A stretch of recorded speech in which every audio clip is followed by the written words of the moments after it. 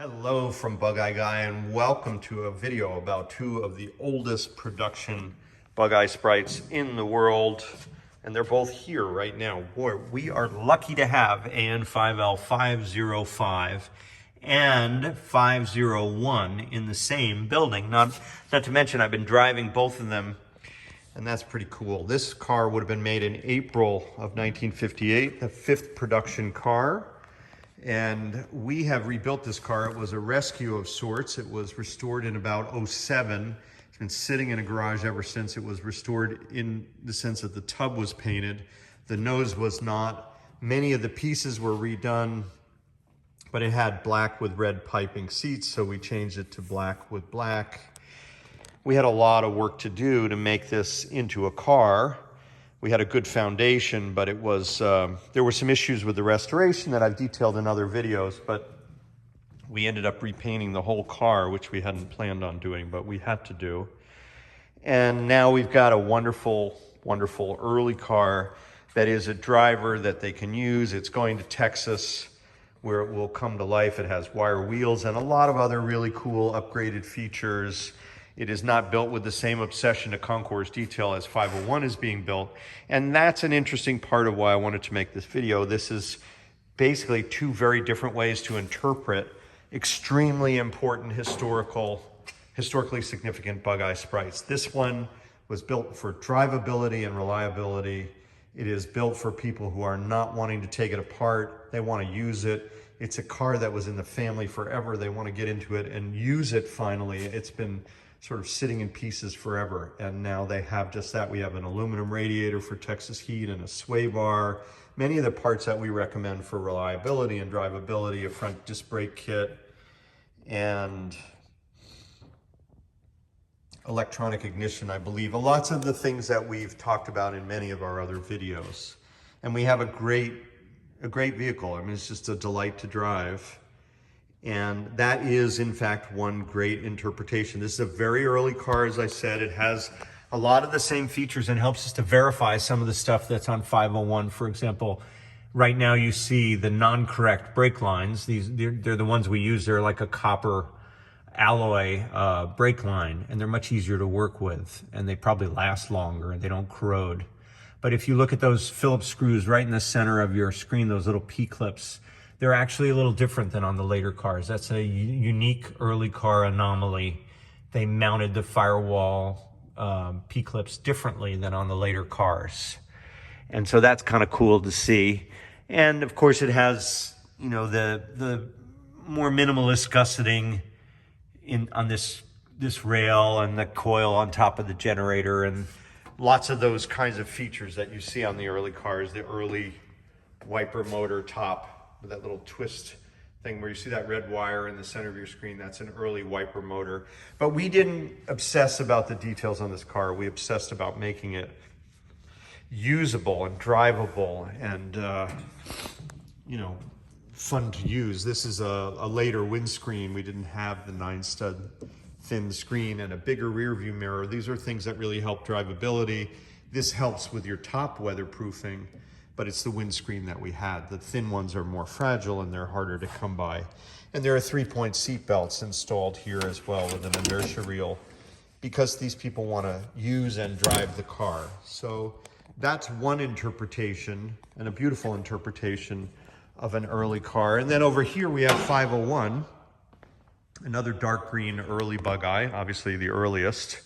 Well, there were some pre-production cars, but this is the first production car.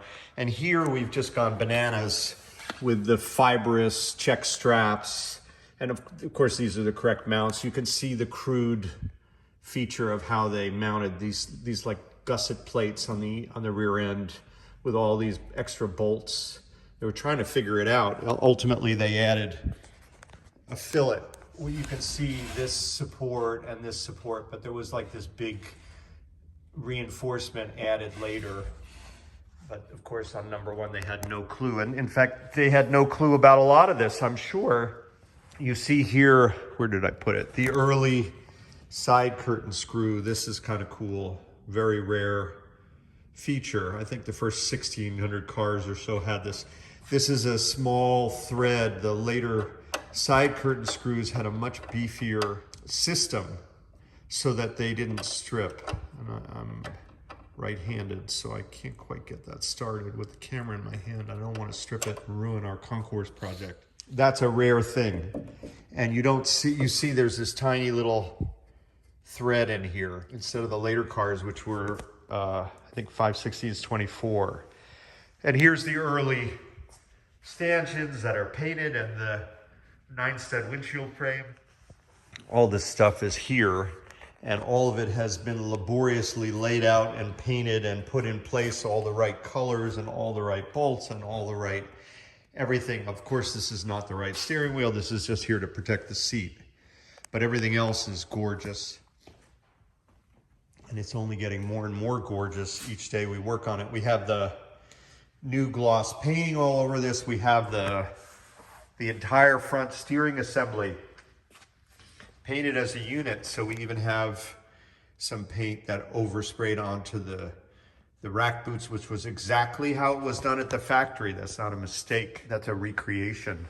And here's that 501 plate. We have the no L. Remember, we've talked about that. AN5, 501. So you have two of perhaps the earliest production VIN plates here in this building, and they actually go with these cars. How nice.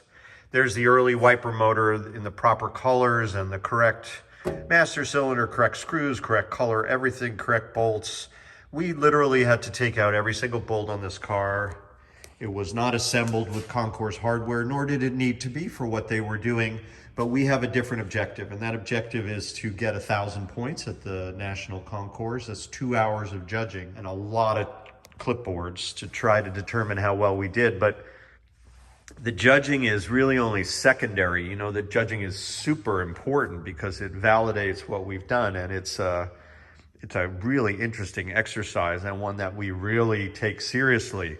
But I want to tell you that this isn't so much about the judging, no matter how many points we get. What this is about trying to accurately build the exact product that the Austin Healey factory would have built in March of 1958. Actually recreate that down to the last washer and the correct fibrous spacer between this assembly and the body. There's another one over here. These are accurate the way they did it back then. And that's what we're after here. We want to build the first Bugeye Sprite just the way the factory was built, because this car needs to be built that way. And whether we get X points or Y points, all that is a validation of how well we did. But even among the judges, we're finding there are a lot of arguments over some very subtle details. So we'll see how all that goes. What color is this? What color is that? Not everybody always agrees, but in general, everyone, all of us, all of the judges, and there's a team of people here working on this every day. We are scrambling and talking to people all over the world about, was this black? Was this green? How was this done? Just to make sure we get every last color correct, every last detail correct. You know, little things, and these are known and published, but those little bonnet supports that lived up here, they didn't have these on the first batch of cars. They added that later. That's these little bonnet blocks that you see here on Tinkerbell. These were an improvement that were added further down the line. And on. There are 1,000 details in this car, but we're trying to get them all right here. We've got about 6 weeks to go to the national judging, and you'll see it continue to unfold here at Bugeyes.